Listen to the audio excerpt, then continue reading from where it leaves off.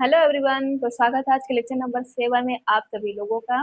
जैसा कि पिछले लेक्चर में हमने आप सभी लोगों को एक्सरसाइज 1.1, एक्सरसाइज 1.2 और सार्वत्रिक समुच्चय, उपसमुच्चय इत्यादि चीजें समझा चुके थे।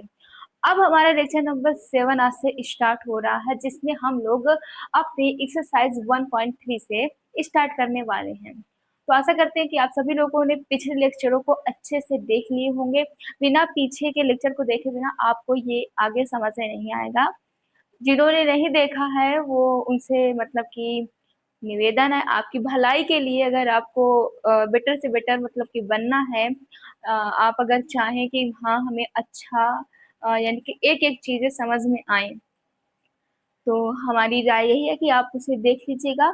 और चलते हैं हम लोग अपने लेक्चर नंबर 7 में आज के, जिसमें हम लोग पढ़ने वाले हैं एक्सरसाइज 1.3। तो जिसमें क्वेश्चन नंबर फर्स्ट है उसमें बोला गया है कि रिक्त स्थानों में प्रतीक सबसेट या नॉट सबसेट को भरकर सही कथन बनाइए या बताइए। यानी कि यहाँ पास हमारे पास नंबर बाई नंबर सेट दिए गए हैं और इसे बताया गया है कि ये वाला सेट है हमारा लेफ्ट हैंड साइड वाला, क्या वो राइट हैंड साइड वाले का उप समुच्चय है यानी सबसेट है। हमने आपको बता दिया था कि सबसेट होता क्या है। मान लीजिए कि हमारे पास ये सेट ए है और ये सेट बी है। तो जो सेट ए में अवयव है, मतलब कि ये हो गया हमारा सेट ए और ये हो गया हमारा सेट बी। तो जो हमारा सेट बी है उसके प्रत्येक अवयव सेट ए में होने चाहिए। दो दो है, तीन भी है और चार भी है। इसका मतलब जो सेट बी है उसके प्रत्येक अवयव सेट ए में प्रेजेंट है यानी कि उपस्थित है। तो यहाँ पास हम लोग सबसेट का मार्क्स लगा देंगे।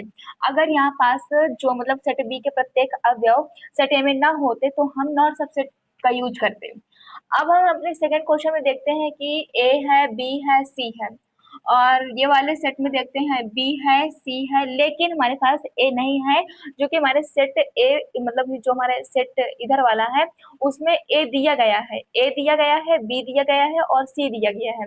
और हमें उधर देखने को मिलता है बी है, बी है, सी है, सी है, लेकिन ए नहीं है। तो इसका मतलब हो जाएगा यहाँ पास जो ये वाला सेट है वो इस वाले सेट का सबसेट नहीं है। तो यहाँ पास हम लोग नॉट सबसेट का यूज करेंगे। अब यहाँ पास थर्ड नंबर में बोला है एक्स सच डेट एक्स आपके विद्यालय की कक्षा 11 का एक विद्यार्थी है। यानी कि एक्स जो है वो आपके कक्षा 11 का, आपके विद्यालय की जो आपका स्कूल है, आपके स्कूल के क्लास 11th का विद्यार्थी है एक्स। और यहीं पास दूसरा सेट बोल रहा कि एक्स सच डेट एक्स आपके विद्यालय का एक विद्यार्थी है। तो यहाँ पास हो जाएगा जो मतलब कि आप इसको अच्छे से समझिएगा कि आपके विद्यालय यानी जो आपका स्कूल है, आपके स्कूल में ही तो क्लास 11th होगी। आपका स्कूल है, आप जिस स्कूल में पढ़ते हैं आपके स्कूल में क्लास 11th होगी, और उस क्लास में जो क्लास 11th का जो स्टूडेंट होगा उसी विद्यालय में पढ़ता होगा। तो ये जाहिर सी बात है कि ये वाला हमारा सेट है वो इस वाले सेट का सबसेट है। अब यहाँ पास हम लोग देखते हैं question number 4। X such that x किसी समतल में स्थित एक वृत्त है। और फिर इसके बाद बोला कि एक्स सच दैट एक्स एक समान समतल में वृत्त है, एक समान त्रिज्या वाला हो जाएगा। यहाँ पास एक समान समतल में वृत्त है जिसकी त्रिज्या एक है। अब भाई ये वाला वृत्त इधर ये तो बताया नहीं गया है कि मतलब कि इसकी त्रिज्या इतनी है इतनी है। इधर तो ये बताया गया है कि हाँ ये एक वृत्त है, और इधर जो वृत्त है उसकी एक परफेक्ट मतलब कि उसकी जो त्रिज्या है उसकी एक परफेक्ट माप दे दी गई है यानी कि एक इकाई त्रिज्या है। तो अब यहाँ पास तो मामला गड़बड़ा जाएगा। तो यहाँ पास क्या हो जाएगा, ये सबसेट नहीं होगा इसका। अब यहाँ पास हम क्वेश्चन नंबर 5 को देखते हैं। एक्स सच दैट एक्स किसी समतल में स्थित एक त्रिभुज है, और फिर डैट डैश किया है। फिर इसको बोला एक्स सच दैट एक्स किसी समतल में स्थित एक आयत है। अब क्या कोई त्रिभुज आयत हो सकता है क्या? ये तो बिल्कुल ही ऊपर से हमको देखने में समझ में आता है कि ये सबसेट हो ही नहीं सकता है, क्योंकि कोई त्रिभुज कोई आयत हो ही नहीं सकता, तो उसका सेट कहाँ से होगा? तो ये हमें ऊपर से ही देखने को मिलता है कि ये इसका सबसेट नहीं है। अब हमारा क्वेश्चन नंबर 6 बोलता है कि एक्स सच दैट एक्स किसी समतल में स्थित एक समबाहु त्रिभुज है। फिर इसके बाद डॉट डॉट दिया है, फिर बोलता है कि एक्स सच दैट एक्स किसी समतल में स्थित एक त्रिभुज है। यानी जो त्रिभुज है वो कोई भी त्रिभुज हो सकता है, समबाहु त्रिभुज ले लो, समकोण त्रिभुज ले लो, समद्विबाहु त्रिभुज ले लो, तो यहाँ पास क्या हो जाएगा, हमारा सबसेट है, ये वाला सेट जो है वो सबसेट है, क्योंकि बोला एक्स सच दैट एक्स किसी समतल में स्थित एक समबाहु त्रिभुज है। तो जो समबाहु त्रिभुज है वो त्रिभुज ही तो है ना कि आयत है। तो इसमें बोला गया है इस वाले सेट में एक्स सच दैट एक्स किसी समतल में स्थित एक त्रिभुज है, तो ये बिल्कुल सही है, ये समबाहु त्रिभुज है। समबाहु जो त्रिभुज बोला गया है वो एक त्रिभुज ही तो है। अगर यहाँ पास आयत होता जैसे हमारे ऊपर वाले क्वेश्चन दिए गए तो वो सबसेट नहीं होता, तो यहाँ पास ये सबसेट हो जाएगा। अब यहाँ पास क्वेश्चन नंबर 7 में बोला कि एक्स सच दैट एक्स एक सम प्राकृतिक संख्या है। जो x है वो एक सम प्राकृतिक संख्या है। अब मान लीजिए कि सम प्राकृतिक संख्या क्या है, सम 2 है, वो 4 है और 6 है, 8 है, 10 है, डॉट डॉट डॉट इसी तरह हो जाएंगे। और इसके बाद ये वाला सेट देख लो। अब इसमें बोला एक्स सच दैट एक्स एक पूर्णांक है, पूर्णांक 1 0 भी होते हैं, 2 भी होते हैं, 3 भी होते हैं, 4 भी होते हैं, 5 भी होते हैं, मतलब इनफाइनाइट तक होते ही होते हैं। तो इसमें माइनस भी होते हैं और प्लस भी होता है, हम यहाँ पर प्लस वाले लिख रहे हैं, माइनस वाले नहीं लिख रहे हैं। तो आप देखिए जो ये वाला सेट है, इस वाले सेट के जितने भी अवयव हैं आपको इस वाले सेट में मिलेंगे। 2 भी मिलेगा आपको, 4 भी मिलेगा आपको, आगे हम लिखते हैं 5 से आगे तो 6 भी मिलता, 8 भी मिलता और 10 भी मिलता।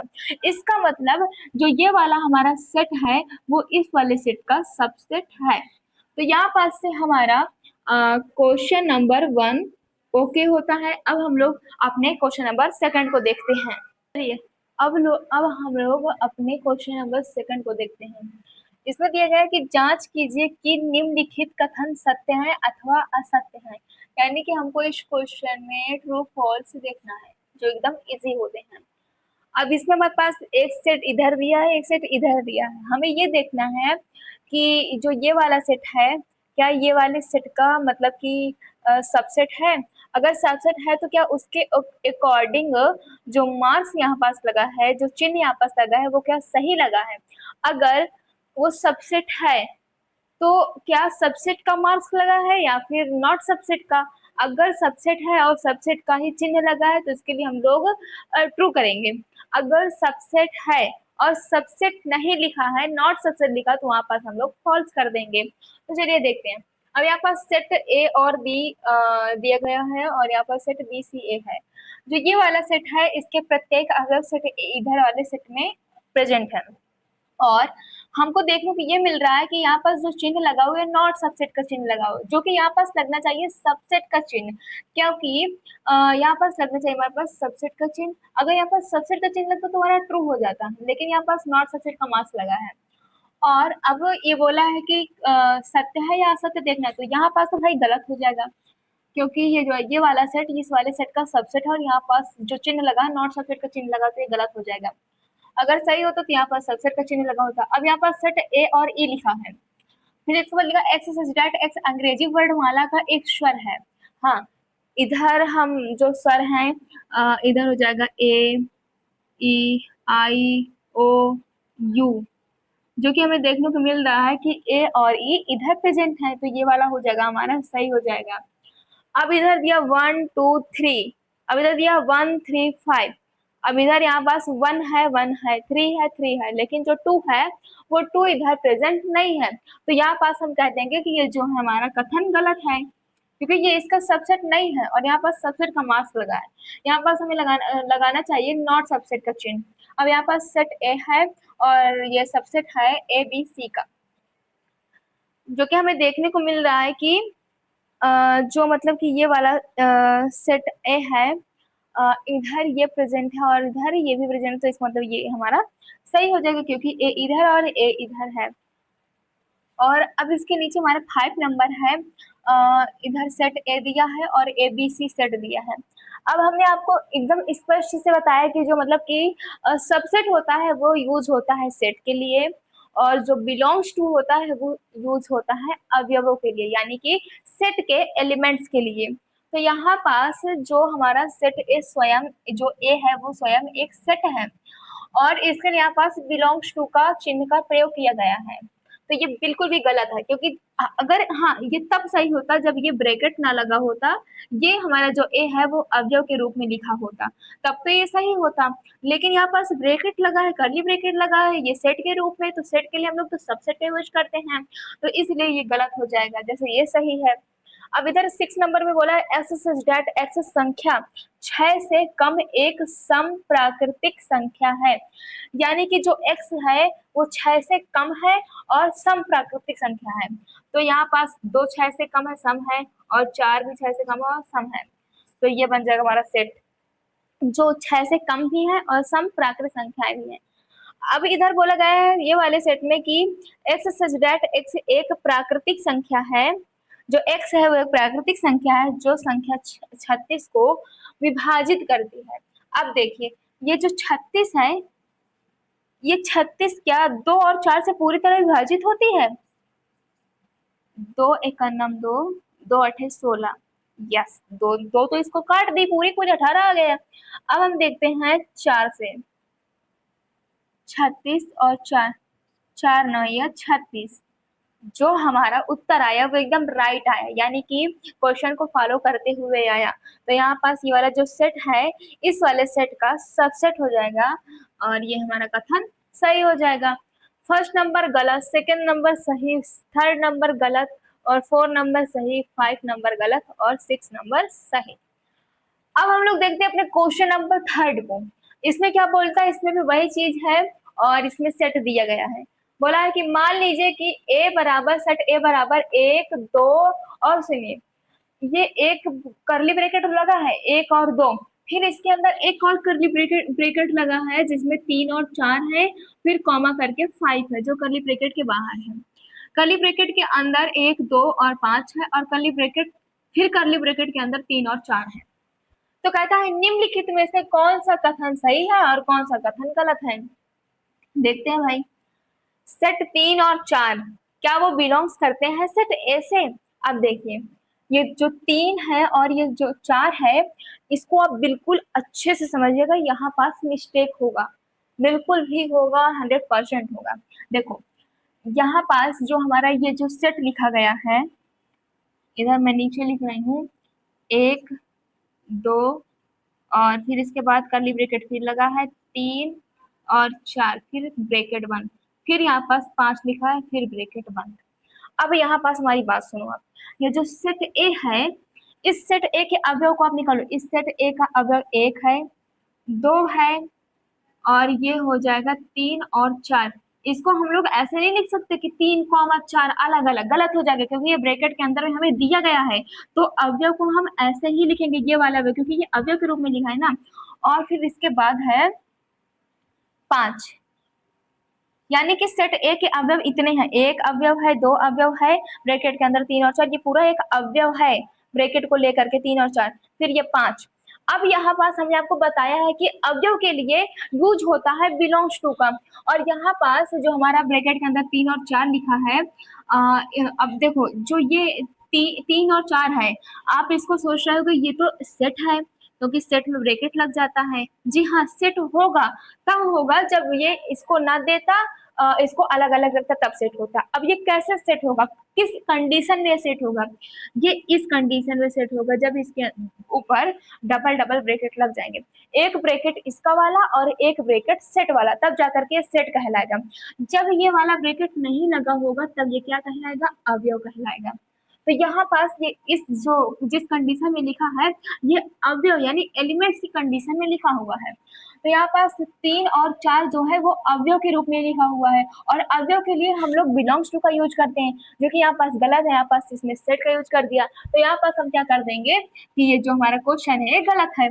अब इसके बाद क्वेश्चन नंबर सेकंड में बोला है कि 3 और 4 बिलोंग्स टू सेट एम। जी हाँ, ये बिल्कुल सही है क्योंकि यहाँ पास 3 और 4 जो इस कंडीशन में लिखा हुआ है वो एक अवयव के रूप में लिखा हुआ है, और अवयव को हम लोग बिलोंग्स टू से रिप्रेजेंट करते हैं। तो यहाँ पास ये वाला हमारा क्वेश्चन सही हो जाएगा। और इसके बाद ये क्वेश्चन नंबर जो थर्ड है इसने बोला कि 3 और 4 ब्रैकेट ब्रैकेट, तो मैंने आपको बताया कि किस कंडीशन में सेट होगा, जब 3 और 4 के ऊपर हम लोग ब्रैकेट के ऊपर ब्रैकेट लगाएंगे, एक ब्रैकेट उसका अवयव वाला और एक ब्रैकेट उसका सेट वाला, तब जा करके वो सेट हो जाएगा। तो यहाँ पास हम लोग सेट के लिए क्या यूज करते हैं, सब सेट, तो यहाँ पर सबसेट को चिन्ह लगाया गया है तो ये सही हो जाएगा।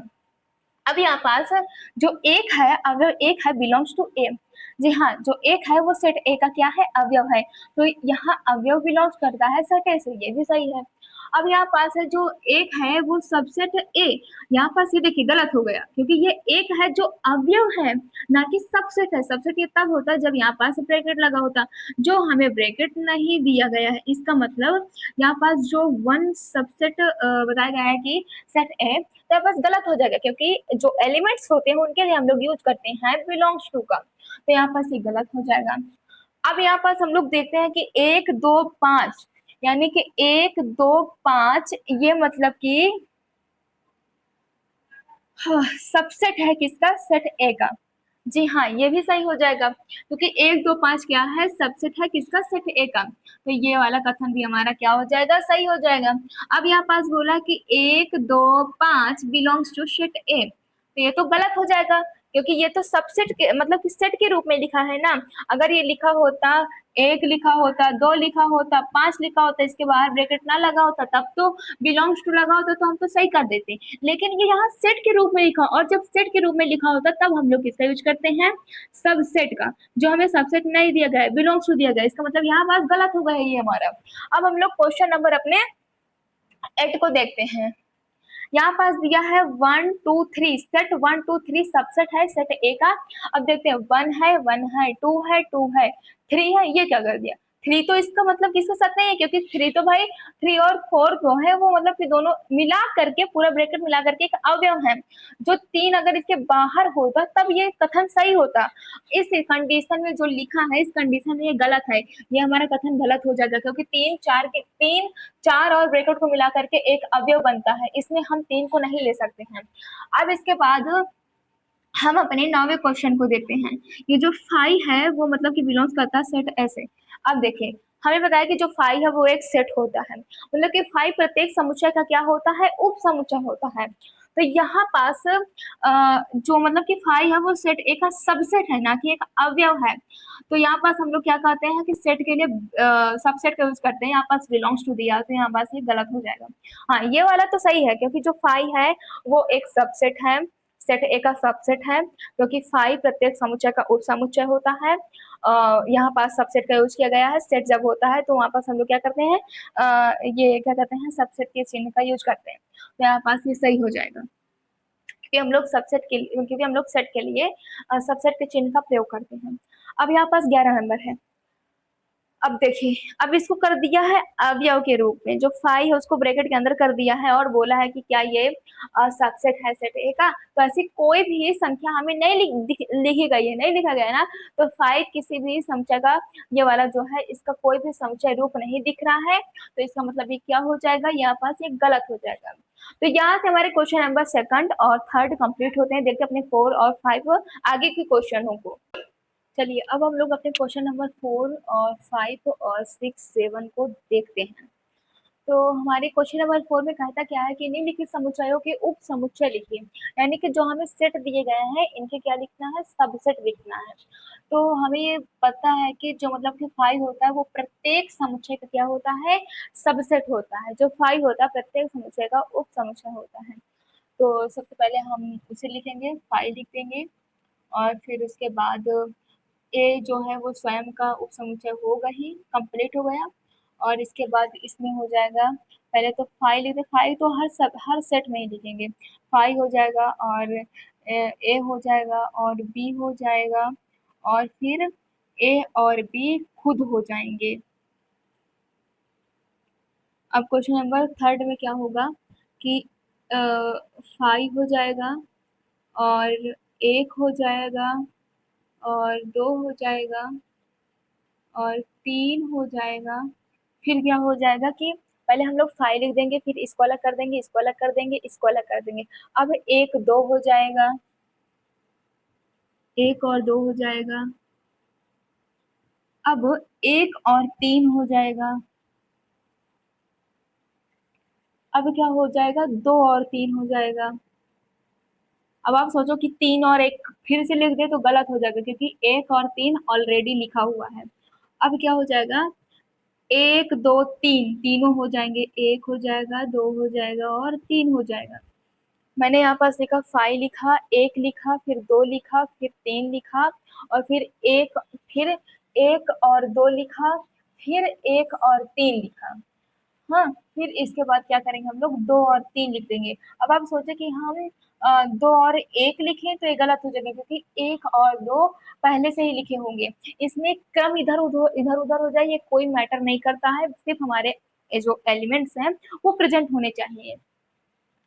और फिर इसके बाद हम लास्ट में तीनों को मिला करके लिख देंगे। अब यहाँ पास 5 दिया गया है, 5 कब समझे तो 5 ही होगा। कंप्लीट। अब इसके बाद हमारा क्वेश्चन नंबर 5 कहता है कि निम्नलिखित को अंतराल रूप में लिखिए।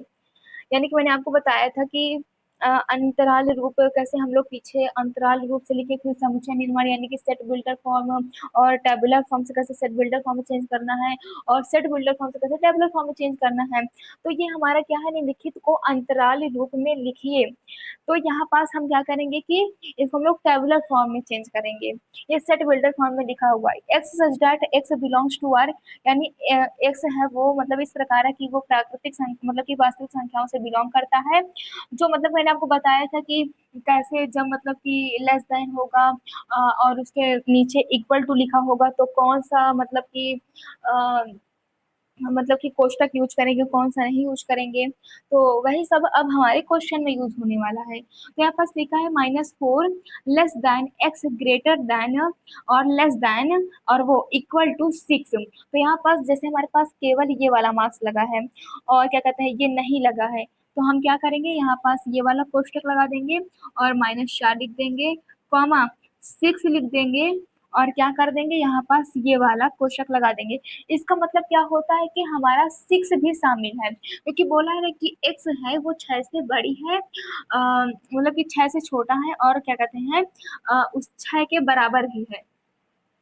तो जब हमारा ये वाला कोष्टक लग जाता है तो इसका मतलब हम उसको भी उस संख्या को भी शामिल करेंगे, और जब ये वाला कोष्टक लगता है तो इसका मतलब हम ये वाली संख्या को नहीं शामिल करेंगे, इससे छोटी करेंगे या फिर इससे बड़ी करेंगे। अब यहाँ पास बोला है सेकेंड नंबर में x such that x belongs to R -12 क्या कहते हैं लेस देन एक्स, मतलब कि greater than x less than -10। तो यहाँ पास क्या हो जाएगा कि यही वाला कोष्टक लगेगा और -12 कॉमा -10 यही वाला कोष्टक लगेगा, क्योंकि इक्वल टू नहीं लगा है। यानी -12 और माइनस, यहाँ पास क्या होगा कि -12 से बड़ी संख्याएं होंगी, और यहाँ पास कह रहा है कि -10 से छोटी संख्या, जो x है वो -10 से छोटा होना चाहिए और जो x है वो -12 से बड़ा होना चाहिए।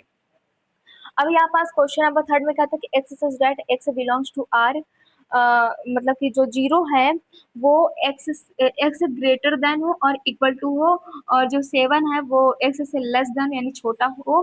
यहाँ पास हम लोग इस वाले कोष्टक का यूज करेंगे 0, 7, क्योंकि यहाँ पास इक्वल टू लगा, यानी यहाँ पास हमारा 0 भी शामिल होगा। याद है मैंने आपको पिछले लेक्चर में समझाया था कि कैसे जब ये वाला चिन्ह होगा, ये वाला चिन्ह होगा तो पूरा घर हमारा नहीं होगा, बॉर्डर बॉर्डर हमारा नहीं होगा, केवल घर में ही हमारा कब्जा रहेगा। और जब ये वाला चिन्ह का यूज होगा तो बॉर्डर बॉर्डर में भी हमारा कब्जा रहेगा और घर में तो रहेगा ही रहेगा। यानी हम लोग बॉर्डर को भी लेंगे और घर को भी लेंगे, यानी यहाँ पास हम लोग बॉर्डर यानी 0 को भी लेंगे और 0 से ऊपर वाली संख्याओं को भी लेंगे।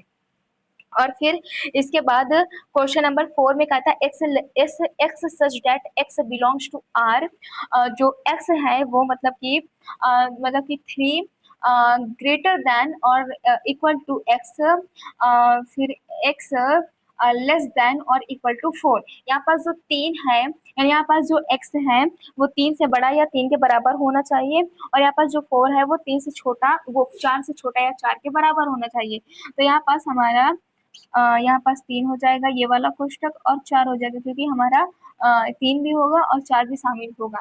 तो यहाँ पास हमारा 5 नंबर भी कंप्लीट होता है। चलिए अब हम लोग अपने क्वेश्चन नंबर 6 को देखते हैं।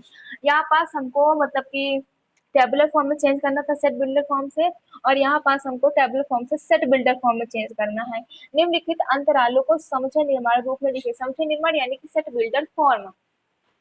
यहाँ पास बोला है कि देखिए आपको कुछ नहीं करना, आपको यहाँ तक बिल्कुल सब में वही करना है।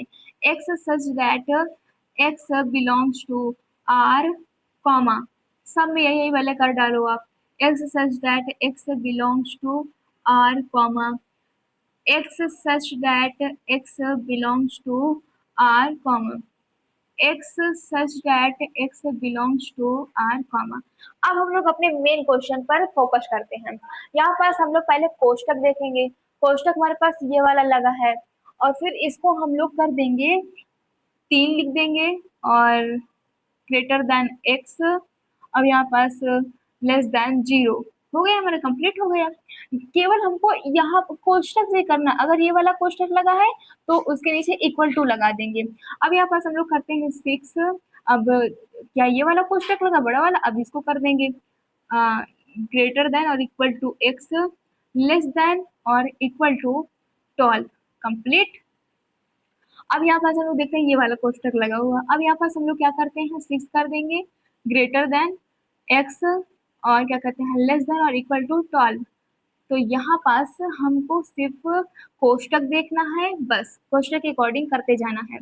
जब हमको मतलब कि इस फॉर्म में देगा तो हमको कोष्टक देकर करना, और जब हमको इस फॉर्म में देगा तो हमको केवल ये देकर करना है, equal to greater than less than. तो इससे हमारे क्वेश्चन इजी से सॉल्व हो जाएंगे।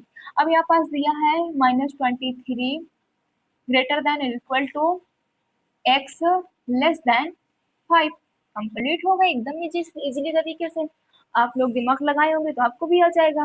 अब यहाँ पास क्वेश्चन नंबर 7 में बोल रहा है कि निम्नलिखित में से प्रत्येक के लिए आप कौन सा सार्वत्रिक समुच्चय प्रस्तावित करेंगे। यानी यहाँ पास हमें क्वेश्चन नंबर फर्स्ट दिया और क्वेश्चन नंबर सेकंड दिया है। अब बोल रहा है कि आप कौन सा ऐसा सार्वत्रिक समुच्चय देंगे जिसमें ये कथन सम्मिलित हो और ये कथन सम्मिलित हो। तो यहाँ पास बोला कि समकोण त्रिभुजों का समुच्चय। अब सार्वत्रिक समुच्चय मतलब यानी कि यूनिवर्सल सेट का मतलब होता है ऐसा समुच्चय जिसमें सभी समुच्चय उपस्थित हों। अब यहाँ पास हम लोग क्या कर देंगे कि समकोण त्रिभुजों का समुच्चय, इसके लिए हम लोग सार्वत्रिक समुच्चय का प्रयोग करेंगे।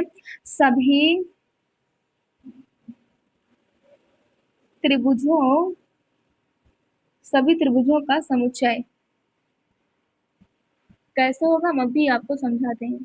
सभी त्रिभुजों का समुच्चय देखो, अब यहाँ पास जब सभी त्रिभुज आ जाएंगे तो इसमें समकोण त्रिभुज भी, बाहु त्रिभुज भी, समद्विबाहु त्रिभुज भी, सभी त्रिभुज शामिल हो जाएंगे तो यही सार्वत्रिक समुच्चय होगा, यानी U बराबर यही वाला होगा। अब इसके बाद इसमें भी बोला, इसमें भी वही चीज कर देंगे, समद्विबाहु त्रिभुजों का समुच्चय, यानी कि सभी त्रिभुजों का समुच्चय। जब सभी त्रिभुज होंगे तो उसमें समकोण समद्विबाहु त्रिभुज, यानी कि कह सकते हैं कि हमारे जितने भी त्रिभुज होंगे, त्रिभुज प्रजातियां होंगी, सब सम्मिलित हो जाएंगी। सार्वत्रिक समुच्चय का मतलब होता है जिसमें सभी सेट समुच्चय उपस्थित सभी त्रिभुजों का समुच्चय। अब सभी त्रिभुज आ गए तो उसमें समद्विबाहु त्रिभुज हो, चाहे समकोण त्रिभुज हो, चाहे समबाहु त्रिभुज हो, सभी त्रिभुज शामिल होंगे। तो आपको क्वेश्चन नंबर 4, 5, 6, 7 आ गए होंगे। अब हम लोग अपने बात कर लेते हैं लास्ट क्वेश्चन नंबर 8 की। अब हम लोग अपने क्वेश्चन नंबर 8 को देखते हैं, जो कि हमारे प्रश्नावली 1.3 का लास्ट क्वेश्चन है। इसमें कहता है कि समुच्चय A बराबर 1, 3, 5, B बराबर 2, 4, 6 और C बराबर 0, 2, 4, 6, 8 प्रदत्त है, यानी दिए गए हैं। फिर इस बात कह रहा है कि इन तीनों समुच्चयों यानी A, B व C के लिए निम्नलिखित में से कौन सा से सार्वत्रिक समुच्चय लिए जा सकते हैं। यानी कि समुच्चय A, समुच्चय B, समुच्चय C के अवयव, यानी कि एक ऐसा अवयव होना चाहिए जिसमें समुच्चय A, समुच्चय B और समुच्चय C के प्रत्येक अवयव उपस्थित हो, तो वही हमारा क्या होगा, यूनियन, मतलब कि यूनिवर्सल सेट हो जाएगा। अब इसके बाद हमारे पास क्वेश्चन नंबर दिया गया है फर्स्ट, इसमें दिया है 0, 1, 2, 3, 4, 5, 6। तो अब हम देख सकते हैं कि समुच्चय A 1, 1, 3, 5, 1 भी है, 3 भी है, 5 A तो है, B 2, 4, 6, 2 भी है, 4 भी है, 6 भी है, सही है। अब इधर दिया गया है 2, 4, 2, 0, 2, 4, 6, 8, 0 भी दिया गया है, 2 भी दिया गया है, 4 भी दिया गया है, 6 भी दिया गया, लेकिन 8 नहीं दिए गए हैं, यानी कि 8 समुच्चय का समुच्चय का अवयव नहीं है, अतः सार्वत्रिक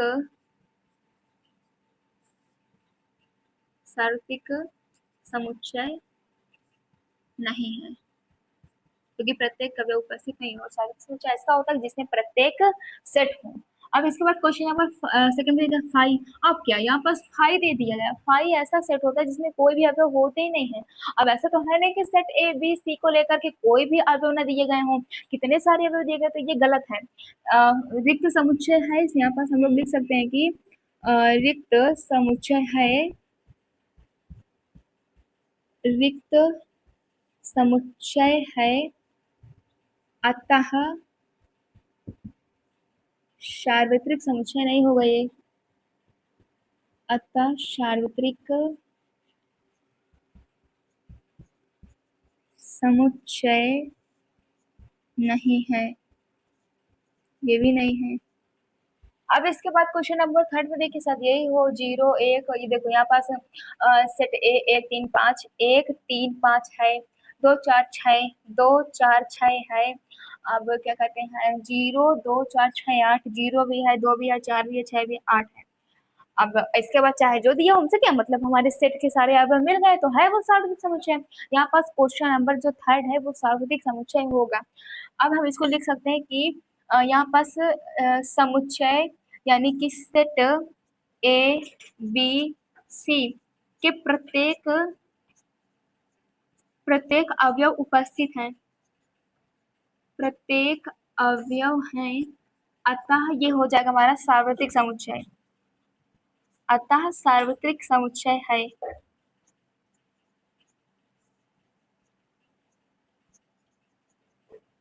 अब यहाँ पास हम लोग देखते हैं अपने चौथे वाले नंबर को, तो यहाँ पास दिया है 1 2 4 6 5 6 7 8, इसमें सारे अवयव तो उपस्थित है केवल 0 को छोड़ करके। अब यही से सारा मामला गड़बड़ा जाएगा, ये भी हमारा क्या हो जाएगा, सार्वत्रिक समुच्चय नहीं होगा। तो क्योंकि यहाँ पास 0 लिख देंगे, 0 समुच्चय का अवयव नहीं है, अतः सार्वत्रिक समुच्चय नहीं है। वही यहाँ पास 8 की जगह में 0 कर देना, बाकी लैंग्वेज वही लिख देना। तो यहाँ पास हमारा कौन सा समुच्चय निकलेगा, सार्वत्रिक समुच्चय ये होगा। ये क्वेश्चन नंबर 3 वाला, ये ऐसा समुच्चय है जिसमें set A set B set C के अवयव उपस्थित है, यानी हम इसको क्या बोल सकते हैं, यूनिवर्सल सेट, यानी कि सार्वत्रिक समुच्चय ऐसा सेट जिसमें सभी सेट उपस्थित हो, ए भी बी भी और सी भी। तो यहाँ से हमारा लेक्चर नंबर 7 क्या होता है, कंप्लीट होता है।